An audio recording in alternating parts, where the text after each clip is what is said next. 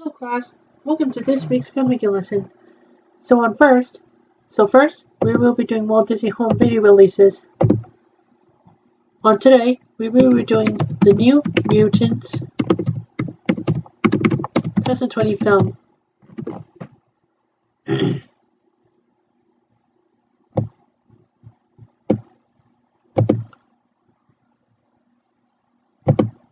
You know it's a COVID-19 alert, but I don't want it. Here's the plot to this film. Danielle Denny Monstar, a young Cheyenne Native American, escapes the destruction of her reservation during a tornado. Denny's father, William, hides her before an unseen entity kills him, leaving her the only survivor. After being knocked unconscious, Denny awakens in a hospital run by Dr. Celia Reyes. Reyes comforts Denny, telling her she is a mutant, and advises her to remain in the hospital until she learns what her abilities are and controls them. Denny is introduced to four other young teenagers: Samuel Sam Guthrie, Liana Rasputin, Roberto Bobby da Costa, and Rain Sinclair. Reyes has brought each of them to the hospital after they have all suffered a tragedy. Sam brought down a whole mine on his father and co-workers. Roberto burned his girlfriend to death. Rain escaped her religiously strict village after being branded as a witch. And Liana was haunted by her past in child slavery, which manifests itself as otherworldly beings called the Small Men. All of them are manifesting mutant abilities. Roberto can manipulate solar energy. Sam can fly at jet speed. Liana has interdimensional sorcery powers, and Rain's lycanthropy allows her to turn into a wolf. Reyes herself is a powerful mutant who keeps her patients from leaving the facility by surrounding it with unbreakable force fields. Collectively, the five of them believe that they are being trained to join the X-Men, hence the strict supervision, as well as Reyes reminding them that they are considered dangerous and should not leave until they have mastered their abilities. Denny immediately befriends Rain, eventually forming a romantic relationship, while Liana continues to antagonize Denny. When Denny fights back, she discovers that Liana's only friend is a hand puppet of a purple dragon who she calls Lockheed.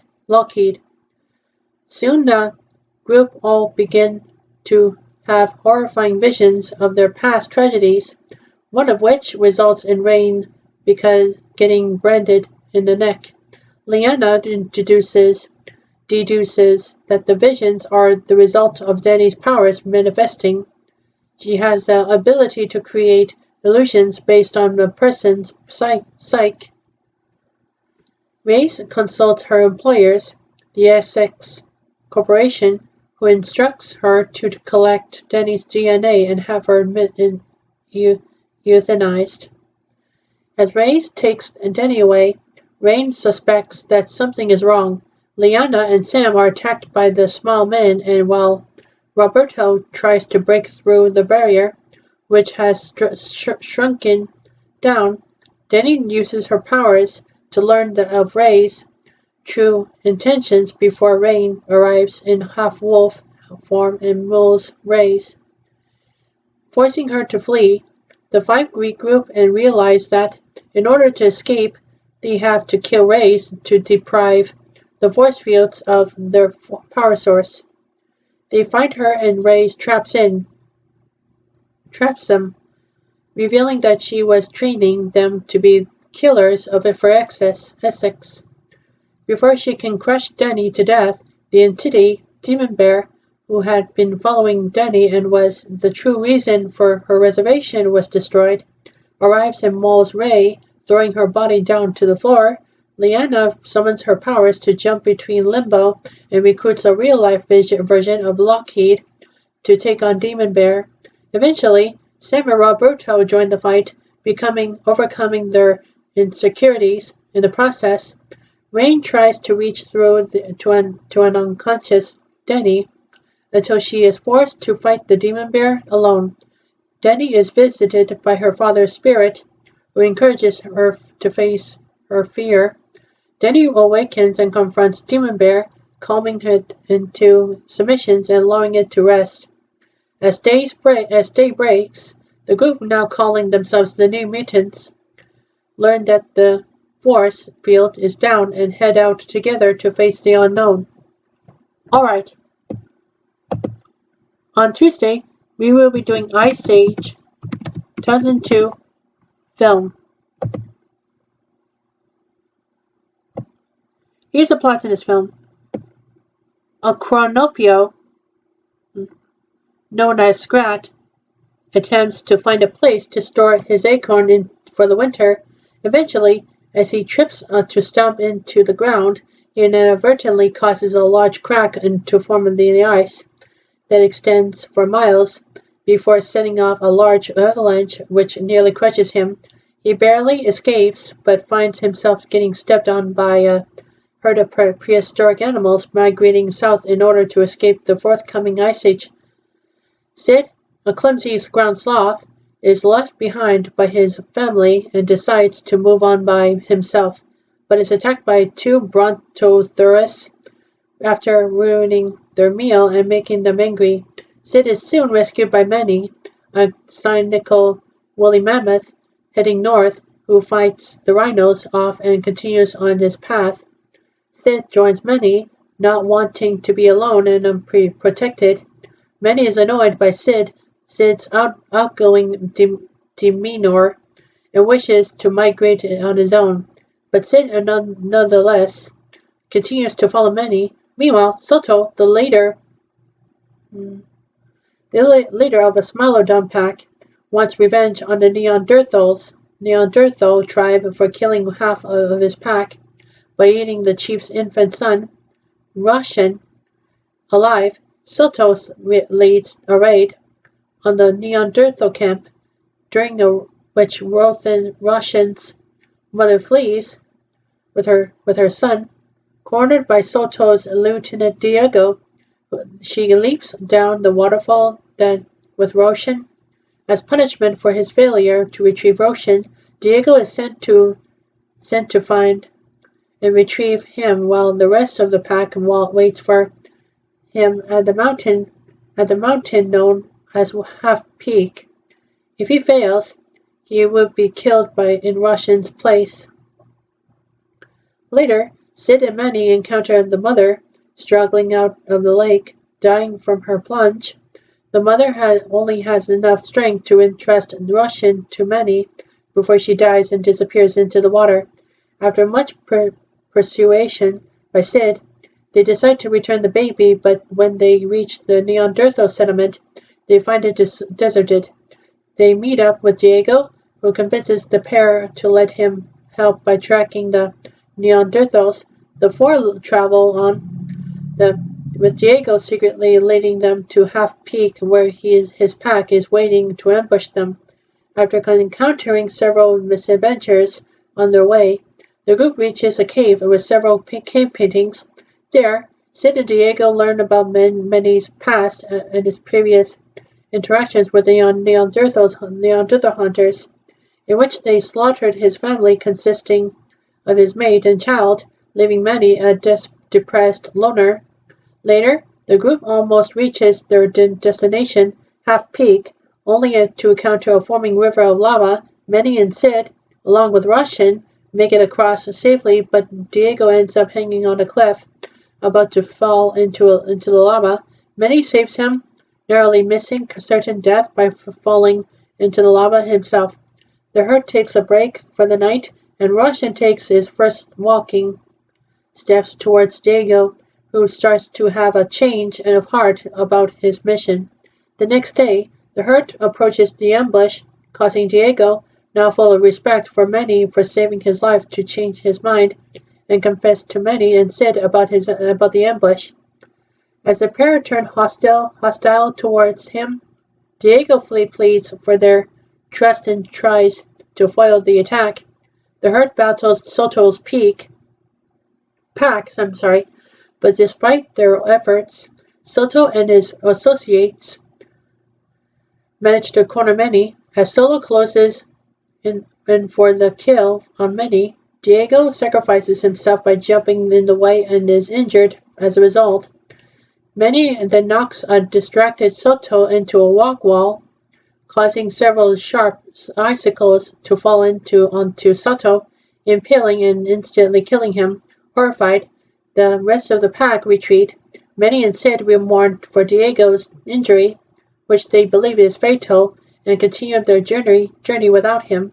The two manage to successfully return Roshan to his tribe, and to their surprise, Diego manages to rejoin them in time to see Roshan leave. The group then begin to head off to warmer climates. 20,000 years later, Scratch, frozen in a block of ice, ends up on the shores of a tropical island. As the ice slowly melts, an acorn that was also frozen in the same ice block is washed away. Scratch then finds a coconut and tries to stomp on it onto the ground, only to accidentally trigger a volcanic eruption. Alright. On today, tomorrow, Wednesday. Okay, on Wednesday, we will be doing Robots 2005 film. Here's the plot to this film.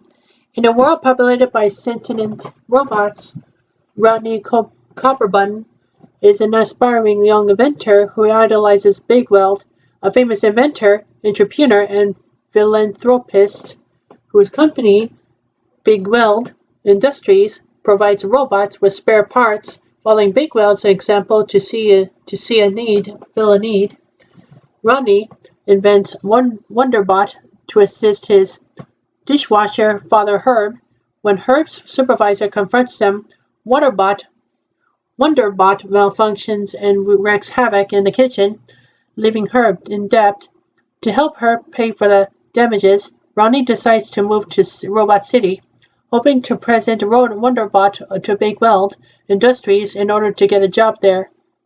Upon his arrival at Robot City, Rodney is ejected from Big Weld Industries by the company's current head Venus T. Ratchet, who in Big Weld's absence has stopped producing spare parts in favor of expensive upgrades, thereby outmodding robots who are unable to unwilling to pay for them. Ratchet's mother, Madame Gasket, runs the chop shop, an integrated metal producer that collects scrap and spare parts, and sometimes outmoded robots and melts them to create ingots for upgrades. Rodney befriends Fender Pinwheeler, a ne'er-do-well he met at the train station. Fender takes him into a boarding home populated by other outlaws, known collectively as the Rusties. Word of Rodney's mechanical prowess spreads, and he is hailed as a local hero after he and the Rusties fix outmodes throughout the neighborhood, although they are eventually unable to cope with the demand due to the spare part shortage.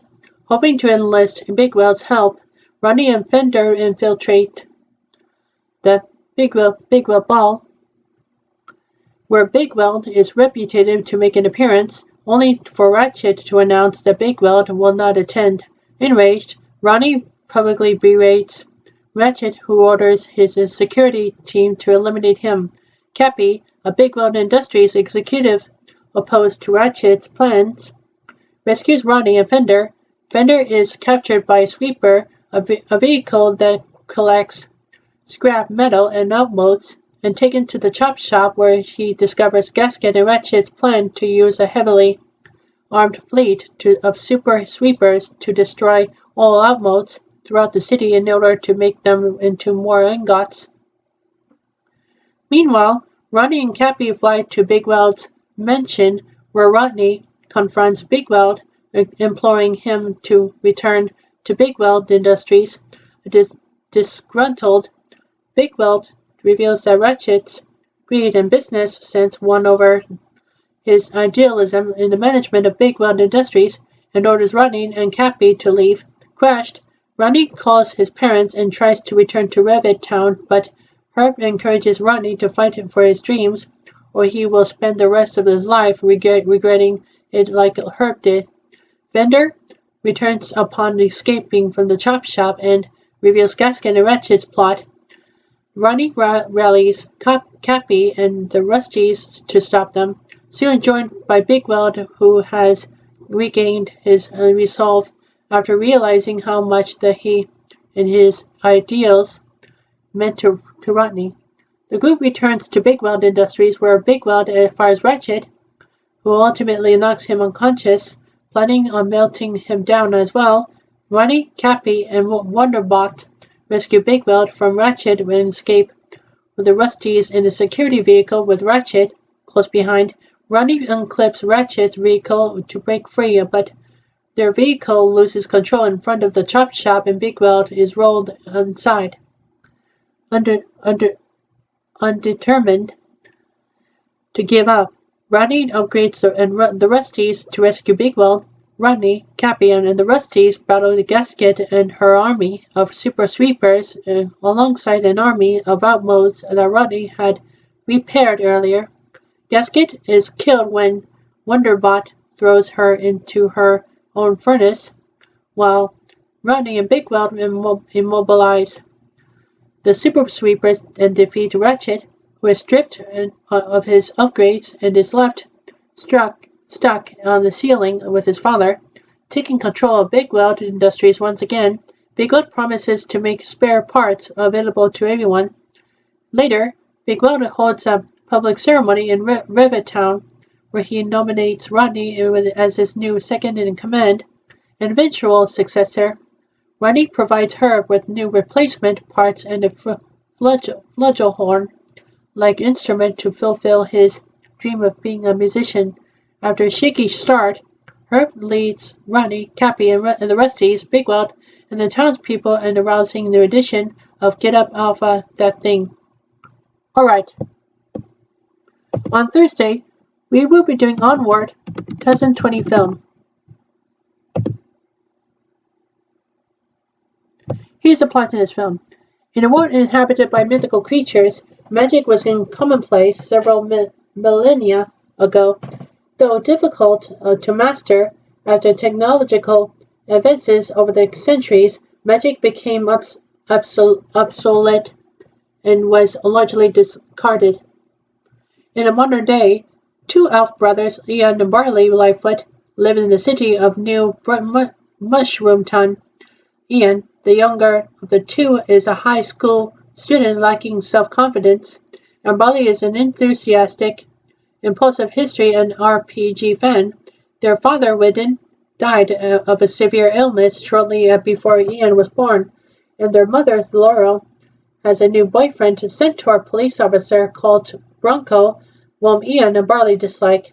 On Ian's 16th birthday, Laurel gives her sons a gift from Wilden, a magical staff, a rare phoenix gem, and a letter describing a visitation spell that can resurrect their father for a single day. Ian accidentally succeeds in casting the spell, but only the lower half of Wilden's body is reformed before the gem disintegrates. The brothers embark on a quest to acquire another gem and complete the spell, taking Barley's beloved van, Genuver. Finding the boys gone, Laurel leaves to look for them. Ian and Barley visit the Manticore's tavern, named for a monster possessing a map to the gem. The tavern has become a family restaurant managed by the Manticore Corey for short. While arguing with Ian over the map, Corey realizes how boring her life has become and drives the customers away.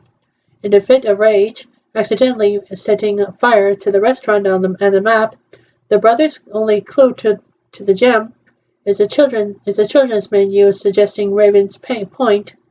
A nearby mountain, Laurel later arrives at the scene and befriends Corey, who agrees to help her. Corey warns Laurel that the brothers' journey may awaken a curse that can only be defeated by her sword, which she and Laurel steal from a pawnshop. Traveling to the mountains, Ian and Barley narrowly escape the police and a motorcycle gang of pixies.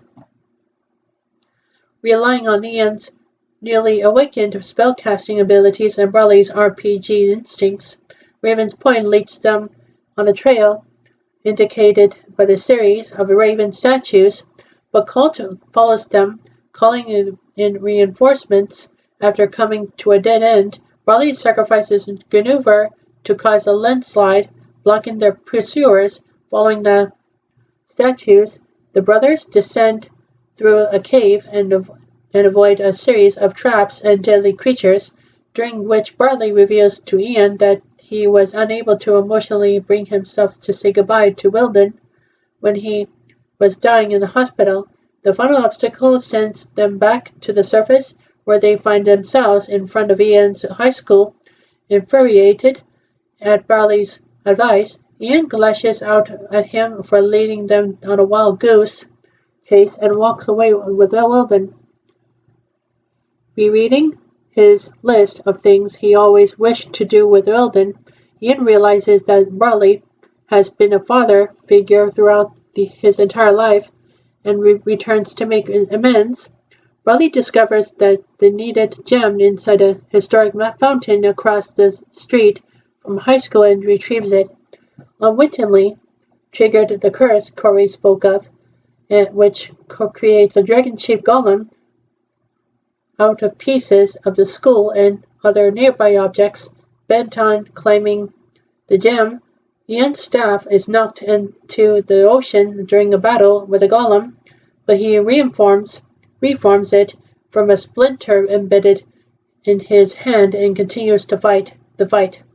Corey flies in carrying Laurel, who plunges the magic sword into the golem's heart, buying Leon time to cast the visitation spell and fully reform Wilden's body. Ian sends Barley ahead to finally give his proper goodbye to Wilden and holds off the golem long enough for Laurel to destroy it. After Wilden dissipates, Barley tells Ian that their father is proud of him, and the brothers share a hug. Sometime later, Ian's confidence in spellcasting have improved that he surprises Barley by painting his new van, Christian Guinevere II. Corey reopens her tavern in its original spirit, drawing in customers with tales of past adventures. She and Laurel become friends, and Ian and Barley develop a better relationship with Colt.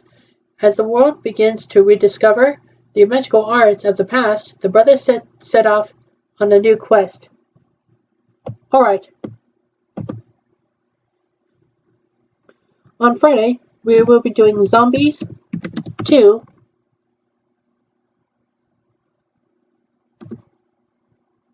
(2020) film.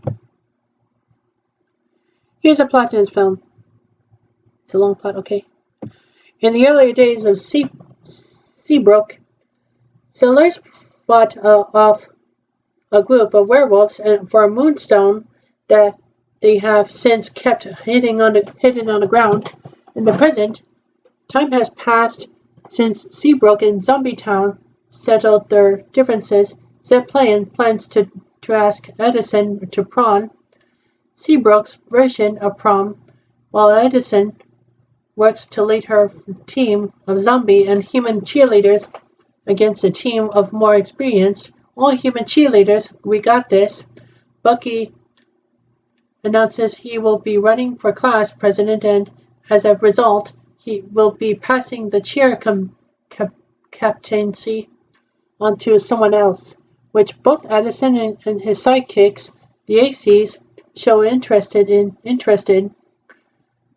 When the bus carrying the cheerleaders crashes into the nearby Forbidden Forest, Addison and the cheer team will see the werewolves. When they get back to Seabrook, the residents of the town become worried, and the mayor reinstates the anti-monster laws. As part of these anti-monster laws, zombies are banned from prom, so Zed decides to run for class president in order to go to prom with Addison. Meanwhile, the local werewolves' moonstone necklaces, which give them werewolf abilities, are losing their power, so they need to find the moonstone in order to rechange their necklaces. Prophecy states that the girl with white hair called the Great Alpha will show them where his moonstone is. Because Addison has white hair, some of them begin to suspect she is a Great Alpha, so they enroll at Seabrook High to get closer to her. We own the night. Zed attempts to convince them to vote for him by offering them advice on how to assimilate into Seabrook, which they ignore because they value embracing their werewolf traits over blending in like the zombies do at cheer practice. Addison convinces the werewolves to join in. As Zed and Eliza walk in, they suspect that Wyatt, one of the werewolves, likes Addison, which makes Zed jealous and starts a fight between him and Addison. Gotta find where I belong. The werewolves eventually bring Addison to their den, where they tell her the prophecy and give her a fully charged moonstone necklace, which they have saved for the Great Alpha called to the wild. If she puts it on and is truly a werewolf, she will transform into one. The werewolves agree to give her 1 day to decide. They feel an explosion, and it is said that they are destroying the power plant which created the zombies. If the power plant gets destroyed, it will collapse and destroy the moonstone, which is found to be under it. Along with it, the next day, Addison shows Zed the necklace, and Zed takes it when she is not looking. Zed goes to his presidential debate against Bucky and wins over the humans, but when the Z-Band shorts due to Addison's moonstone, Zed becomes a full zombie and everyone runs away screaming, which causes Zed to lose the election on winning. Meanwhile, the werewolves head to Seabrook Power, where the alarm immediately goes off and the zombie patrol shows up. Addison and Bree also hear the alarm from school and realize that they need help to the werewolves. The werewolves get arrested at the demolition site. Addison arrives with the cheerleaders and zombies, who will get the adults to agree not to destroy the building, Flesh and Bone. They all go outside to celebrate, and Zed reveals to Addison that he took the necklace from her. She gets mad at him and puts on the necklace, but finds out that she's not a werewolf. The device controlling the demolition shorts out and causes the whole building to be destroyed. Pronto night arrives, and Zed, as well as the rest of the zombies and werewolves, show up to crash prawn. Everyone dances, and Zed and Addison wake up. However, the ground starts shaking and splits in half, and with a blue glow from the hole. Someday, reprise. The werewolves realize that the moonstone is not destroyed and go in the hole to find it. The humans and zombies follow to help. They find the moonstone, but a huge boulder blocks their exit. Zed removes his Z-Band and uses his zombie strength to lift the boulder and allows the others to bring the moonstone out safely. They all go back to prom and sing and dance and have fun. With Zed and Addison having their first kiss, one for all. Later, a blue glowing rock falls from the sky at night. This causes Addison's alarm clock to briefly short out. Later, after waking up, her hair glows bright blue for a short moment. Alright, that's all the Walt Disney Home releases we got on So second, we will be doing Emma Monkey pictures and Roman Cow productions and Duncan Teeth Company shorts.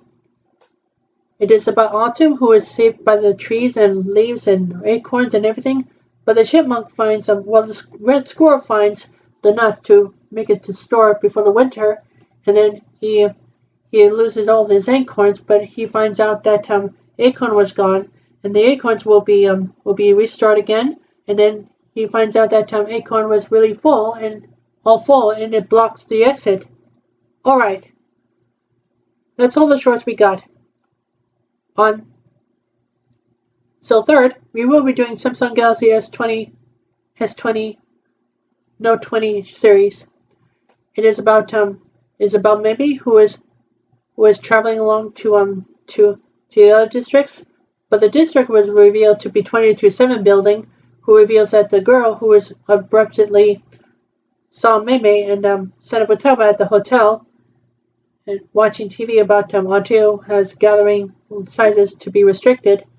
And when they arrived at the 227 building, they meet up with a girl who is named Tojo and Kamika and three girls wanted to have their dinner ready and have their food because they're starving. And then Mimi and Son of Watama arrived at the building apartment and cooks up food for three of them. And then Mimi had gradually find out that they were going to have a wedding ceremony after three girls talked about, and when 227 idol group arrives, they get food for the three of those for five of those girls. They abruptly eat, and then they got completely full. And when the wedding ceremony begins, Mimi and Son of Wataba have been kissed for life. And then when Mimi Tomo arrives, they're about to destroy Mimi and the Son of Wataba who has gathering sizes over the wedding ceremony. And when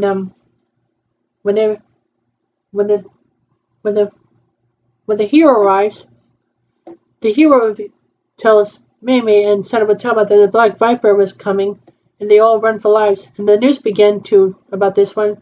When the news began, Mimi and Son of Watama got back to Les College residence to reveal that the wedding ceremony has been found dead since the fatalities of Mimi Tomo has been death. All right, that's all I got for today. Let's do some work now. Hello, Sharkina. Hello, Makoto. Hi, guys. Hello. Hello. Hello. Hello. Hello. Hello. Hello. Hello. Hello. Hello. Hello. Hello. Hello. Hello. Hello. Hello. Gosh, you're all here. We're just gonna stay here at Lost College because we're doing a Terry Fox run by Wednesday, right, guys? Yeah. I hope we get a Terry Fox run in September. Yeah, a Terry Fox run will be on September 23rd, 2020. So today is September the 21st, right? Yeah. Do you know what day is it, Makoto? What's that date? International Day of Peace. International Day of Peace? Yep, International Day of Peace. Where people have died in the Peace Day. Oh, so that means you're gonna have your piece ready, huh? I already have my piece. For Yui. For Yui's personality. Is that a peace sign? Peace. You know what? What is it, Jing-chan? I love it when you say peace. It wasn't really dangerous to me. Yeah. So how's your princess doing? Ooh, Princess Bella? Yeah. Is she doing alright? Yep. She's doing alright at my place. Well, I see. What's your place? My place is... Do you know what it is? I don't know. What do you think it is? My place is in Naruto Street, right near your house. Oh, you're right near my house, right? Uh-huh. Okay. So I was at the window when I was sitting there, and I just saw you in your house. Yeah. Since the tree fell down and the tree was gone. Yeah, it's really sad to hear that your tree is gone. So I saw you anytime soon. Yeah. I like it how when everything goes up to you, huh? Everything's up to me. I had a decision to go to Walt Disney World to go to Adventureland. Yeah, when you like to go there? I like to go there by September 28th to October 2nd. Oh, that's good. Even though you're really good at rides, huh? Yeah, I do good at rides. Yeah, I like how you're good at rides. Cool, huh? Yeah, because I don't know why you got these rides, but sometimes it makes me do. Or no, whatever it comes. There's like a biggest thing going on here. Like the Jungle Cruise has a big Chris Halloween special. Do you think they have Halloween cavalcade in this Walt Disney World? They do, because they built it by October. I see. It was cancelled due to the COVID-19. The not so scary party, you mean? Yeah. Okay. Um, what's the matter? I wonder if they're doing a Merry Christmas party and was being cancelled due to COVID-19 as well. You probably won't know, Makoto. Yeah, you probably won't know. You know why. Why what? Because if you want to go to any place you want, like going to Walt Disney World, it's been a while since we've been here last year. Yeah, we're going to Disney's Wilderness Lodge. Well, Disney's Wilderness Lodge, huh? Yep, Disney's Wilderness Lodge. We have to go to Walt Disney World to go to Walt Disney World, Disney's Wilderness Lodge by by 28th of September and 2nd of October. Okay. Well, you got a reservation? Yeah, I got a reservation. Well, that's pretty good. Whoa, you did really well, Makoto. Yes, I do. Yeah, I like it. How do you make that? I made that just for myself. This is a reservation. We need to go there next year. Huh. Oh yeah, I teach class about the filmmaking lesson I did. It's cool, huh? Yep. I wonder if you can do stuff, Makoto. What if I could do stuff? What's that? You know, like everything goes well as everything goes well. Well, it's probably like you were here. You know what? I just love how this is really a reservation done. They need to do it next week, huh? I'm gonna do that next week, next Monday. Uh-huh. What what about how you feel? I don't know, Miragahata. I feel like just go for pee. Really? Yeah, I'm gonna turn off this video because I don't want to see me pee over there. Yeah, let's let you turn off the video and we'll have to get you for pee to get naked. Okay. I guess the bathroom's right in Lowe's College, right? Yep, the Lowe's College bathroom is right down that way. Okay. Well, if you want to go to the toilet, this is a girl's bathroom over there. It is a girl's bathroom. Okay. So I need to go to the girl's bathroom so I can get it. Okay. Gee, what's the matter? Nothing. You know what I always feel like? What do you feel like? I feel like we need to get to the girls' bathroom. There's a lot of girls in West College. I know. Um, what's the matter? Nothing. I just feel like something. What is your picture, McKenna? My picture? Oh, I had a winking face, so audience might know in my face. Oh, so I'm gonna have my winking face so I can make my topics over there. Yeah, I feel like I'm just need to go to the bathroom. Yeah. Let's turn off your video, okay? Whenever you do not pee on this camera, okay? Well, I don't usually film or audio recording on my penis. What? You know, my private parts, you know? Oh, right. I thought you said the swear word. No, that's just a private parts word. Oh, right. Okay.